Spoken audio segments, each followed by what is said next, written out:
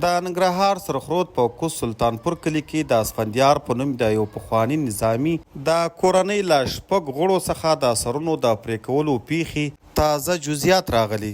که غواړئ چې تاسو هم د دې موضوع په اصلیت او حقیقت پوه شئ نو له موږ سره په ویډیو کې تر پایه پاتې شئ او که تر اوسه مو زموږ چینل نه وي سبسکرایب کړی نو مهرباني وکړئ پښتون ټایم یوټیوب چینل همدا اوس سبسکرایب کړئ.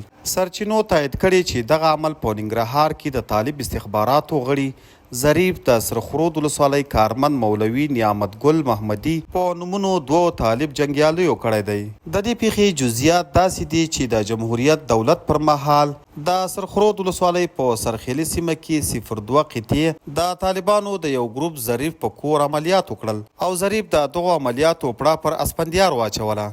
ظریف هغه مهال د طالبانو د قمندان مولوي نعمت ګل محمدي د ډلګي غړی و چې محمدي اوس مهال په سرخروود ولسوالۍ کې دنده لري او ظریف نومي طالب جنګیالی د ننګرهار د استخباراتو غړی دی. ظریف نامه ټوپکمار د مولوي نعمت ګل محمدي په همکارۍ له 100 تنو ورسلوالو سره د شپې د دغه پخواني نظامي اسفندیار په کور اوختی او د هغه د میرمنې پلار او 4 ماشومانو په ګډون یې له 6 غړو څخه سرونه پرې کړي دي. دغلته کلیوال وایي طالبان د عمومي بخښنې دروغجنه دعوه کوي.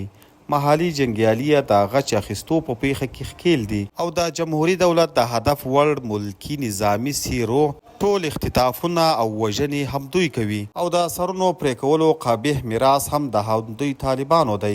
درنو لیدونکو تاسو د دې پیښې په اړه څه نظر لرئ؟ خپل نظر مو راسره په کمنټ کې خامخا شریک کړئ.